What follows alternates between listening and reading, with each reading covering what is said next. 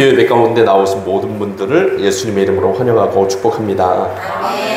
네, 매주 수요일 마태복음 5장부터 7장까지 말씀에 기록된 예수님의 산상수훈의 가르침 저희가 나누고 있습니다. 지난 수요일부터 우리 이제 산상수훈의 가장 첫 번째로 나오는 가르침 뭐죠? 네, 팔복의 가르침이죠. 네, 그 팔복의 가르침 중에 지난 시간에는 우리 심령의 가난한 자는 복이 있나니 천국이 그들의 것이미요 라는 말씀 우리 함께 나눠봤습니다. 여러분, 심령의 가난 뭐라고 했었습니까? 우리 지난주에 심령의 가난, 네, 영적인 파산 상태에 있음을 깨닫게 되는 것이다 라고 그렇게 나눴었죠. 여러분, 영적인 파산 상태란 우리들의 심령 안에서 풍요롭게 있어야 될 것들, 하나님의 형상과 의와 진정한 거룩함이 있어야 되는데 그것이 어떻게 됐다는 거예요? 파산 상태에 이르렀다는 거예요. 하나님의 형상이 완전히 부서져 박살나 없어져 버렸다는 겁니다. 의와 진정한 거룩함이 우리들의 영혼에 남아있지 않는다는 거예요. 그래서 완전 스스로의 힘으로는 그 하나님의 형상을 회복할 수도 없고 의롭고 거룩한 그 거룩한 성품을 회복할 수 없는 회복 불능의 상태가 된 것을 영적인 파산의 상태다. 네, 그것이 곧 심령의 가난이다 라고 그렇게 좀 나눠봤습니다. 의롭고 진정한 의와 진정한 거룩이 상실됨으로 인해 그래서 전적으로 무지해지고 전적으로 무능력하고 전적으로 타락하고 영적으로 완전한 죽음에 이르러져 있는 상태, 영적인 암흑 상태에 있음을 깨닫게 되는 것. 그래서 자신의 비참한 영혼의 그 상태를 인식하면서 하나님 앞에 서게 되는 것. 그리고 내 안에 하나님을 기쁘시게 할 만한 의와 진정한 거룩함이 단 1%도 존재하지 않음을 자각하는 것. 즉 자신의 영혼이 빈곤한 상태에 있음을, 가난한 상태에 있음을, 하나님의 도우심이 없이는 절대로 살아갈 수 없는 영적으로 완전히 무너진 상태에 있음을 하나님 앞에 인정하고 어떻게 하는 거예요? 전구여 의지없어서 손들고 옵니다. 주 나를 외면하시면 나 어디 가리까. 네, 이렇게 주님 앞에 완전히 두 손 두 발 다 들고 항복하고 회개하게 되는 상태. 이게 어떤 상태라고요? 심령의 가난. 완전히 다 무너진 거예요, 하나님 앞에. 그리고 하나님 앞에 완전히 겸손해진 거예요. 완전히 무릎 꿇고 꿇어 엎드리는 거예요.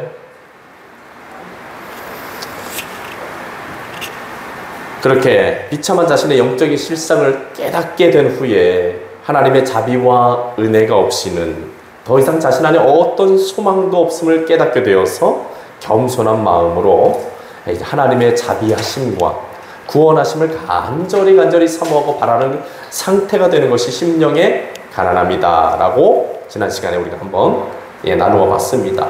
오늘 이 시간에는 심령의 가난함 다음으로 이어지는 예수님의 가르침인 애통함에 대해서 나눠보려고 해요. 같이 한번 이야기해 보실까요? 애통함. 네, 여러분 오늘 말씀에 예수님 말씀하시죠. 뭐라고 말씀하십니까? 애통하는 자는 복이 있나니 그들이 위로를 받을 것이미요 라고 말씀을 하세요. 여러분, 예수님 말씀에서 예수님 말씀하신 애통함이란 무엇을 의미하는 걸까요? 예수님 말씀하신 애통함이란 죄에 대한 회개로 인해 흘리는 슬픔의 눈물을 이야기하는 거예요. 같이 한번 좀 이야기해 보실까요? 죄에 대한 회개로 인해 흘리는 슬픔의 눈물. 아멘. 죄에 대한 회개로 인해 흘리는 슬픔의 눈물이란 내 영혼에 의로움이 없어서 내 영혼의 거룩함이 완전히 상실되어서 내 영혼에 죄가 가득하여 하나님의 진노의 심판을 받아 마땅한 타락한 상태에 있음을 바라보면서 불쌍하고 가련하며 어리석고 무지한 나의 영혼의 상태를 바라보면서 영적으로 빈털터리가 된 자신의 비참한 처지를 바라보면서 그리고 자신을 그런 지경에 그런 지경에 빠지도록 만드는 그 죄를 생각하면서 또 하나님 앞에 나로 하여금 죄인으로 서게 하고 비참한 진노의 심판을 받게 만들었던 그 죄악들을 생각하면서 이 하나님 앞에서 하염없이 눈물을 흘리는 것, 그것이 곧 애통함이다 라는 거예요. 전적으로 무지하고 전적으로 타락해서 그 영혼의 하나님의 앞에서 거룩해질 수 있는 힘과 능력, 거룩함에 대한 가능성이 단 1%도 없는 영적으로 완전한 무능력자, 누군가의 도움 없이는 회생이 불가능한 영적 가난뱅이가 된 자신의 영혼의 파산 상태를 바라보면서 자신의 힘으로는 이런 영적 파산 상태에서 벗어날 길이 없어서 통곡하며 눈물을 흘리게 되는 것이 곧 예수님께서 말씀하시는 애통함입니다. 여러분 한번 생각해 보세요. 여러분들이 많은 재산이 있었어요. 그런데 사기를 맞아가지고 하루아침에 재산이 다 날아가 버렸다고 생각해 보세요. 여러분들은 마음이 어떠시겠어요? 마음이 어떠시겠어요? 죽을 지경이시겠죠. 그런 지경. 이 예수님 말씀하시는 가난함, 내 안에 있어야 될 하나님의 형상이 다 파괴되어 버리고 내 안에 있어야 될 의와 거룩함이 다 파괴되어 버려서 내가 어떤 존재가 된 거예요? 죄 가운데 타락한 존재가 되어 아주 비참한 지경이 된 거예요. 하나님의 진노의 심판 가운데 떨어질 수밖에 없고 아무리 노력해도 내 힘으로는 이 상태에서 벗어날 수가 없어요. 영적으로 완전히 다 무너지고 타락해버렸기 때문에 그런 자기 자신을 바라보면서 자기가 그런 상태에 있음을 깨닫게 되면서 어떻게 하는 거예요? 주님 앞에 눈물로 회개하게 되는 것, 이것이 예수님이 말씀하시는 애통함이라는 겁니다. 이 말에서 오늘 팔복의 두 번째 가르침에서 예수님이 말씀하시는 애통함이란 삶 속에서 만나게 되는 어떤 고통이나 현실적인 어떤 어려움이나 질병이나 혹은 사별의 슬픔과 같은 외적인 상황과 환경들로 인해 당하는 그런 슬픔을 말하는 것이 아니라 자기 자신의 내면의 상태, 하나님 앞에선 자신의 심령의 상태, 그 영혼의 상태를 바라보면서 주님 앞에 겸손하게 회개할 때 경험하게 되는 그러한 슬픔. 위대한 복음주의 설교가 존 스토트 목사님은 산상수훈 강해 설교에서 이 애통함에 대하여 이렇게 이야기하십니다. 한번 들어보십시오. 위로를 받을 것이라고 약속을 받는 사람들은 주로 사랑하는 사람들을 잃어버리고 애통하는 그런 사람들이 아니라 그들의 영적인 순결함, 거룩함을 잃어버려서 애통해 하는 사람이다. 그리스도께서 말씀하시는 것은 사별의 슬픔이 아니라 회개의 슬픔이다 라고 이야기합니다. 여러분 딱 애통함이 정리가 되시죠? 뭔지. 자, 다시 한번 우리 같이 한번 고백해 볼까요?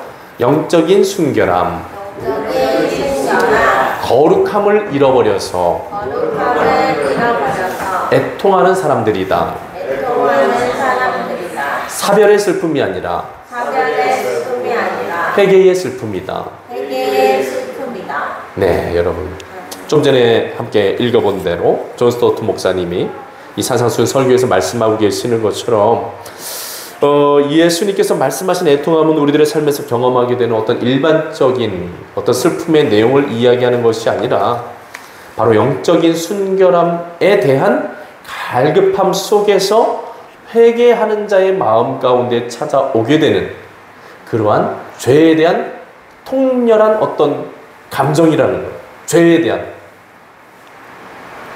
여러분 혹시 이런 슬픔을, 회개의 슬픔을 여러분 경험해 보신 적 있으십니까?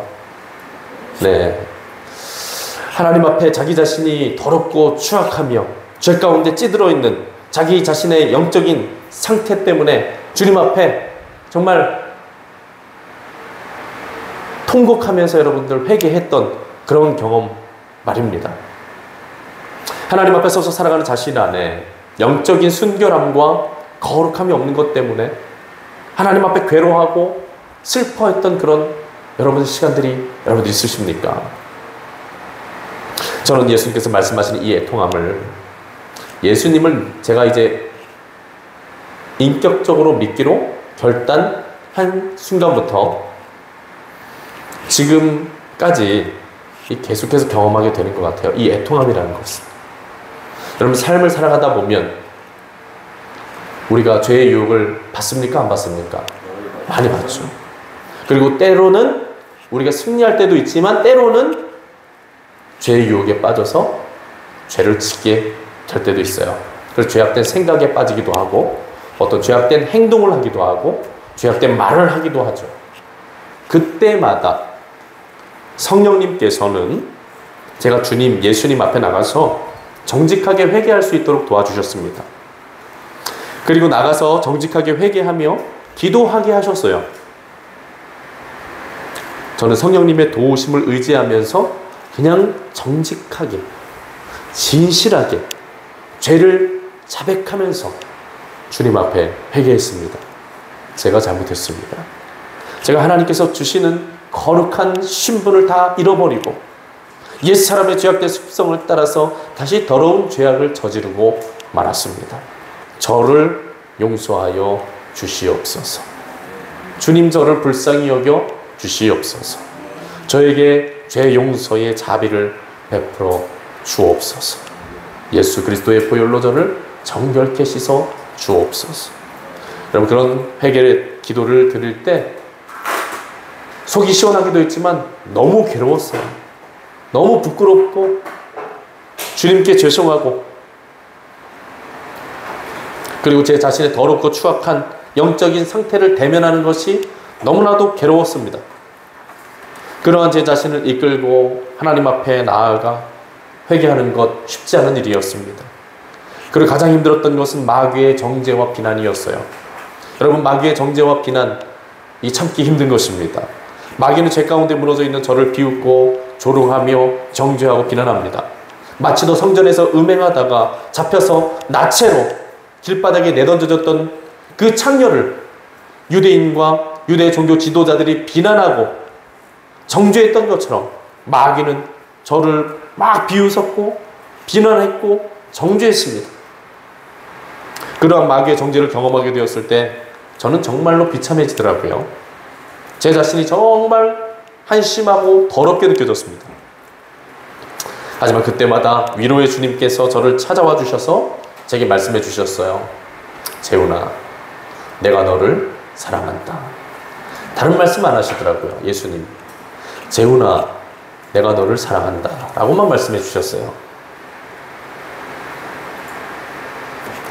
그때 그 주님의 한 말씀이 얼마나 저에게 큰 힘과 위로가 되었는지 모르겠습니다.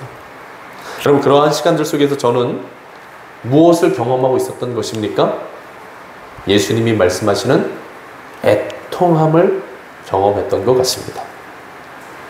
끊임없이 죄의 문제를 가지고 하나님 앞에 회개하고 그것 때문에 힘들어하고 그것 때문에 우울해하고 그것 때문에 눈물을 흘리고 그 문제가 끊어지지 않아서 하나님 앞에 매달리고 죄 가운데서 벗어나기 위한 강력한 영적인 이 전쟁을 치르게 되는 것. 하나님보다 더러운 죄악을 사랑하는 나 자신의 모습을 바라보면서 겪게 되는 영적인 그 괴로움들, 그 애통함을 경험하게 되었던 것입니다. 그런데 동시에 무엇을 경험했는가? 좀 전에 말씀드렸던 것처럼 애통하는 자에게는 복이 있나니 어떤 복이 있다고요? 그들이 위로를 받을 것이며 주님의 위로가 저에게 동시에 찾아왔습니다. 우리 성도님들께서도 과거 지나온 신앙의 여정들을 생각해 보신다면 분명히 저와 같이 특정한 죄로 인해서 하나님 앞에 몸부림치며 회개하셨던 경험들이 분명히 있으실 거예요. 이게 없으면 예수님을 믿고 영접한 사람이 아닙니다. 우리가 예수님을 믿고 영접하게 하시는 성령께서 가장 먼저 다루시는 게 어떤 문제예요? 죄 문제예요. 죄 문제. 죄가 자신이 죄인임을 깨닫지 않고서는 예수를 그리스도를 구주로 고백할 수 없거든요. 그렇잖아요. 맞죠, 여러분? 사람이 언제 병원을 찾아갑니까? 자기 자신이 아프다는 사실을, 병에 걸렸다는 사실을 알게 되었을 때 병원에 가는 거잖아요. 우리가 예수 그리스도 앞에, 우리의 구원자 되시는 예수 그리스도 앞에 도움을 청하고 그분 앞에 서게 되는 것은 무엇으로만 가능한 거예요? 내가 예수 그리스도의 사랑과 십자가 보혈의 은혜가 없이는 살 수 없는 비참한 죄인이라는 것을 깨닫게 되었을 때에만 우리가 예수님을 구주로 믿고 영접할 수 있습니다. 그렇기 때문에 여러분, 회개의 은혜가 반드시 우리들의 삶에 임할 수밖에 없는 거예요. 그래서 우리에게 예수님이 그렇게 말씀하셨죠? 가장 먼저 공생의 사역을 시작하시면서 가장 먼저 하셨던 말씀이 뭐라고 그랬다고요? 하나님의 나라가 가까이 왔으니 회개하고 복음을 믿어라. 회개가 먼저인 거예요. 로마서 7장 18절부터 19절, 24절에서도 사도 바울은 이 애통함에 대해 이렇게 이야기합니다. 내 속에 곧 내 육신에 선한 것이 거하지 아니하는 줄 아노니 원함은 내게 있으나 선을 행하는 것이 없노라. 내가 원하는 바 선은 행하지 아니하고 도리어 원하지 아니하는 바 악을 행하는도다. 오호라 나는 곤고한 사람이로다. 이 사망의 몸에서 누가 나를 건져내리라.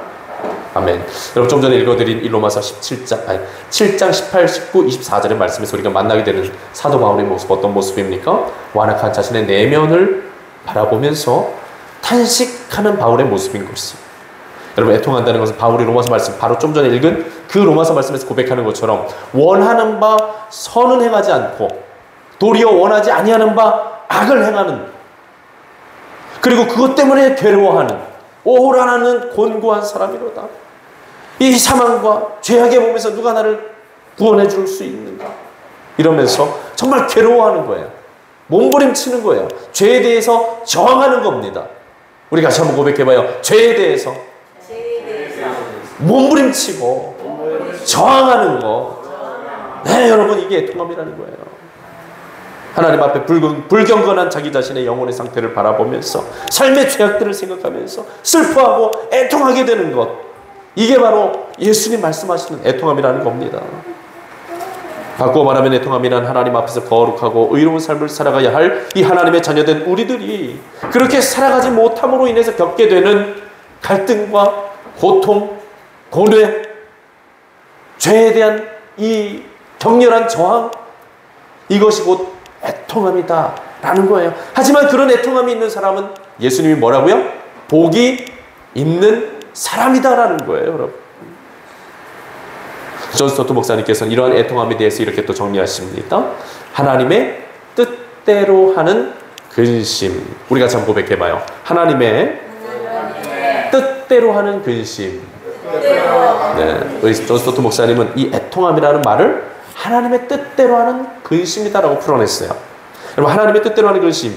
근심은 근심인데 어떤 근심이라고요? 하나님의 뜻대로 하는 근심이라는 거예요. 이 말은 하나님의 뜻대로 살았어야 했고 하나님의 뜻대로 살아가야 했으나 그렇지 못한 것 때문에 겪게 되는 근심을 말하는 거예요. 여러분, 일주일 동안 살다가 주일날 아침에 와서 기도하려고 눈 한번 탁 감아보면 뭐가 생각나요? 일주일 동안 하나님 앞에 똑바른 모습으로 살아오지 못한 내 자신의 모습들 생각날 때 있으시죠? 그럴 때 어떻게 됩니까? 나도 모르게 주님 앞에 한숨이 나오고 주님 앞에 회개하게 되지 않으세요?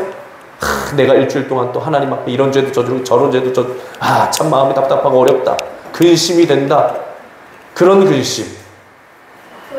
또한 하나님 앞에 회개함으로써 거룩하신 하나님의 뜻대로 살았어야 했는데 그렇게 잘 되지 않아서 그분의 뜻대로 순종하기 위해 겪어야만 하는 그런 근심을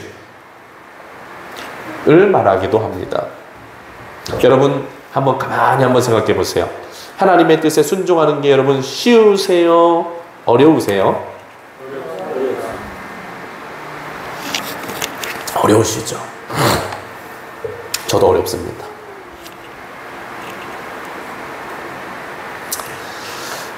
노아에게 찾아가셨던 하나님께서 노아 듣도 보도 못한 방주를 지으라고 하셨을 때 산에서만 살던 사람에게 단 한 번도 배를 본 적이 없는 사람이에요. 그 사람에게 하나님이 이 배를, 노아의 방주를 만들라고 하시는데 노아가 어땠을까요? 여러분, 순종하기가 쉬웠을까요? 어려웠을까요? 제가 노아였으면 정말 힘들었을 것 같아요. 그 말에 아니 이게 마른 하늘의 날벼락 같은 그런 명령이었을 것 같아요. 여러분, 75세 된 아브라함이 하나님께서 어떤 명령을 받습니까? 네 고향과 너의 친척과 아버지의 집을 떠나라 라고 하셨을 때 여러분, 아브라함이 그 명령에 순종하는 것이 쉬운 일이었을까요? 어려운 일이었을까요? 네, 여러분 삶의 경험적으로 아시는 것이겠지만 사람이 한 곳에서 정착된 곳에 떠난다는 건 이거 쉬운 일이 아닙니다. 그리고 또 어떤 명령을 또 받습니까? 아브라함은 100세에 얻은 아들 이삭을 제물로 바치라고 하나님이 명령하셨어요. 여러분 이 명령에 순종하기 쉬웠을까요? 어려웠을까요? 어렵죠. 그냥 아들이 아니에요. 뭐 10명 중에 1명 바치라는 것도 아니에요. 딱 1명밖에 없는데 100세에 얻은 그 귀한 아들을 바치라는 거예요. 여러분 예수님이 하나님의 뜻을 따라서 십자가를 지셔야 했는데 하나님의 뜻에 예수님이 그 십자가를 지라 하나님의 뜻에 순종하기가 쉬우셨을까요? 어려우셨을까요? 겟세마네 기도를 보시면은 아시잖아요. 겟세마네 기도에서 예수님이 분명하게 말씀하셨잖아요. 아버지여 이 잔을 내게서 옮기실 수 있거든 옮겨 주소서. 하지만 내 원대로 마시고 아버지의 뜻대로 하소서. 쉽지 않으셨던 거예요. 근심이 찾아오는 겁니다. 만약에 하나님께서 여러분들이 가지고 있는 어떤 통장이 한 3천만 원 들어있어요. 갑자기 하나님이 분명한 음성으로 생생한 음성으로 말씀하세요. 3천만 원을 가서 헌금해라. 여러분 기쁨으로 감사함으로 바로 헌금하실 수 있으시겠어요? 장로님. 근데 이제 일반적인 경우는 우리 장로님은 특별한 믿음이십니다. 아주 너무 멋진 믿음이에요. 근데 일반적인 경우는 어때요? 일단 3천만 원 이 좀 통장을 잡을 때 손이 좀 벌벌벌벌 떨리지 않겠어요? 그리고 교회까지 갖고 왔을 때도 하나님 1,500만 원만 드리면 안 될까요? 그렇게 되지 않겠어요, 여러분? 분명히 하나님의 명령에는 뭔가 근심이 찾아와요. 인간적인 근심이. 즉 하나님의 뜻대로 하는 근심이란 우리들의 삶의 자리에서 우리들의 죄악된 속성을 다 내버리고 이제 하나님의 거룩하신 뜻에 순종하기 위한 삶으로 전환하게 될 때 우리들이 경험할 수밖에 없는 그런 근심들을 말하는 거예요. 여러분 저도 어렸을 때 청소년 때 많이 망가졌던 인생입니다. 술도 하고 담배도 하고 애들이랑 그냥 아무 생각 없이 학교도 땡땡이 치고 맨날 노래방 가고 PC방 가고 오락실 가고 아주 형편없이 사는 인생이었어요. 그런데 하나님이 그런 사람을 교회로 불러놓으신 거예요. 교회로. 그리고 하나님이 친구도 못 만나게 하고 PC방도 못 가게 하고 노래방도 못 가게 하고 술도 끊어야 되고 담배도 끊으라고 그러고 한 번은 수련회 갔는데 술 담배 하는 사람 다 튀어나와 이래갖고 그냥 튀어나갔더니 그냥 어려움을 많이 당했어요. 그때는 지금은 너무 좋은 일이지만 그때 당시에 전 힘들었던 부분도 있었던 것 같아요. 술을 끊어야 되고 담배를 끊어야 되는 그런 문제들, 또 세상 친구들을 끊어내야 되는 문제들, 하나님 앞에 악한 것들을 제 삶에서 끊고 하나님이 기뻐하시는 곳으로 가야 하는 문제들, 성경 읽어야 되고 기도해야 되고 예배 드려야 되고 정말 하나님 앞에 순종함으로써 내 삶을 완전히 변혁시켜야 되는 그런 일들. 근데 그런 일들에 순종하며 나아갈 때 쉽지 않은 그런 마음들, 하나님의 말씀대로 살아가야 하는데 내 마음대로 하고 싶은 그 두 가지 마음이 교차될 때, 대립될 때 일어나는 근심, 그걸 경험하는 것. 놀러 가고 싶은데, 결혼식 가고 싶은데 어디 가야 돼요? 11시 주일 예배 가야 되는, 주일 성수해야 되는 이 근심. 전도하기 싫은데 우리 성령님은 자꾸 전도해라 그러시는 거예요. 세상 사람들처럼 마음대로 먹고 마음대로 마시고 흥청망청 살고 싶은데 거룩하신 성령님께서는 그렇게 하지 말고 너희는 마음을 새롭게 하고 하나님의 뜻을 분별하는 새 생활을 해야 된다 말씀하시는 그런 말씀. 근심을 경험하는, 그게 어떤 차원이라고요? 애통함의 차원이다. 여러분 죄 가운데서 슬퍼하고 회개하고 울며 불며 낙심하고 이것만 애통함이 아니라 어떤 애통함도 있다고요? 하나님의 뜻대로 살아가려고 하는 그 마음 때문에 찾아오는 그 근심, 그것도 애통함이라는 거예요. 여러분, 길바닥에 살던 거지가 하루아침에 왕국의 왕자가 되었다고 한번 우리가 생각해 보면 좋겠습니다. 여러분, 어떨 것 같으세요? 길바닥에 살던 거지가 왕궁에 들어가서 왕자가 되었습니다. 행복했을까요? 불행했을까요? 네, 행복할 것 같은데 불행했다는 거예요. 오히려 옛 거지 생활을 더 그리워했다는 거예요. 하지만 우리가 한 번 더 생각해 볼 것은, 그 거지가 그런 불편함을 감수하고서라도 왕궁의 법도와 예절을 잘 배우고 지키게 되었다면 그에게는 어떤 영광이 주어지겠어요? 그가 여태까지 삶에서 거지 생활로는 경험할 수도 없고 꿈꿔보지도 못했던 놀라운 영광을 그가 분명히 경험하게 됐을 겁니다. 여러분, 우리들이 죄 가운데 살다가 하나님의 자녀로 변화되는 그런 과정 속에 그런 일들이 일어나는 것 같아요. 처음엔 너무 힘들어요. 죄를 끊어내는 것, 하나님의 말씀에 순종하는 삶을 살아가는 것 힘듭니다. 옛 생활이 그리워요. 옛 친구들이 그리워요. 마음대로 죄짓고 마음대로 살아갔던 시간들이 자꾸 생각나고 그리워요. 돌아가고 싶어져요. 그런데 상대적으로 하나님의 자녀의 삶은 어때요? 너무 힘들어요. 제약이 많아요. 술도 못 마시고 담배도 못 피우고 도박도 못하고 욕도 못하고 열받아도 참아야 되고 미워할 수도 없어요. 마음대로. 새벽 기도도 가야 되고 예배 생활도 열심히 해야 돼요. 헌금 생활도 해야 돼요. 속회, 선교회 할 것 너무나 많아요. 그런데 그런 과정들을 잘 견디고 최선을 다해서 참여하다 보면 그런 모든 과정들을 통해서 예수님이, 하나님이 어떻게 하는 거예요? 영광스러운 존재로 생명의 멸류관을 받아쓰고 영원히 예수 그리스도와 함께 왕노릇을 할 수 있는 하나님의 자녀로 받아주신다는 겁니다. 사랑하는 여러분, 신앙생활은 쉬운 일이 아닙니다. 죄인이 하나님의 자녀로 변화되어져 가는 그 과정, 하루아침에 일어나지 않습니다. 쉽게 되지도 않습니다. 피 흘리기까지 죄와 싸워야 됩니다. 죄를 사랑하는 나 자신을 하나님 앞에 끌고 나와서 하나님 앞에 갖다 바쳐야 돼요. 십자가에 나 자신을 매일같이 못 박아버려야 돼요. 회개해야 됩니다. 애통하는 마음으로, 죄를 미워하는 마음으로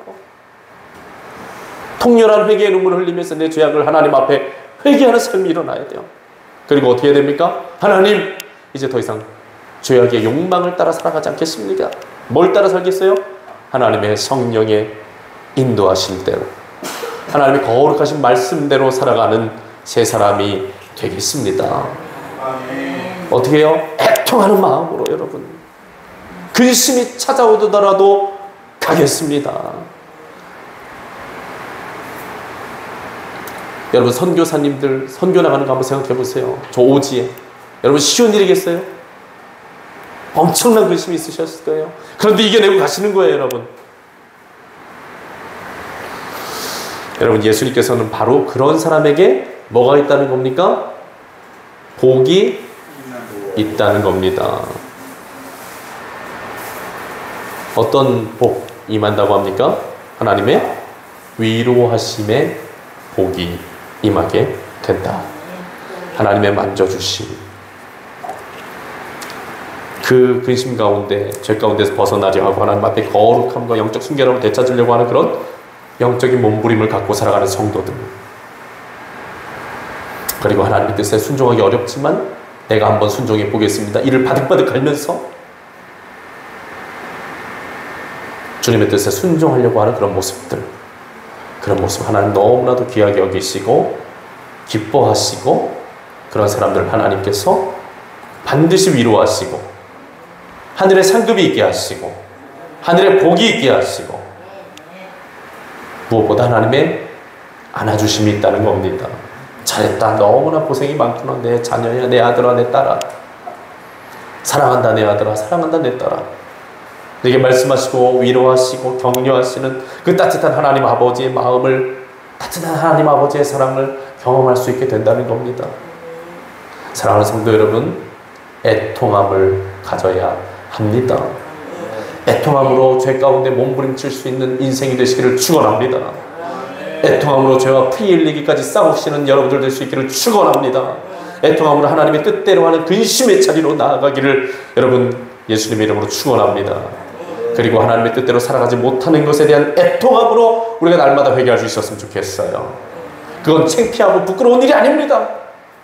성령님과 함께 동행하는 사람에게 마땅히 일어나는 일이에요. 여러분, 우리가 어떻게 완벽하게 하나님의 뜻에 온전히 순종할 수 있습니까? 없어요. 무너지고 넘어지고 불순종하고 들었으면서도 못 들은 척하고 마음대로 살아갈 때 얼마나 많습니까?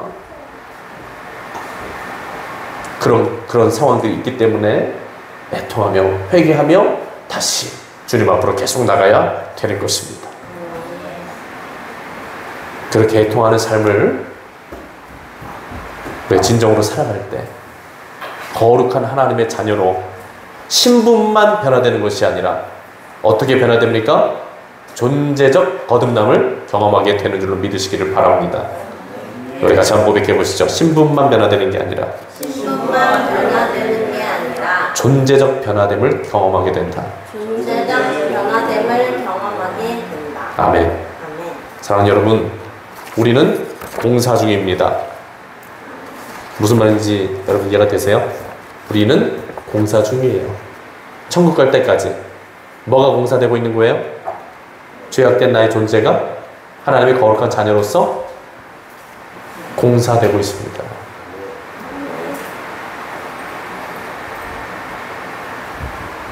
어렵고 힘드시겠지만 우리를 구원하시려고 하나님이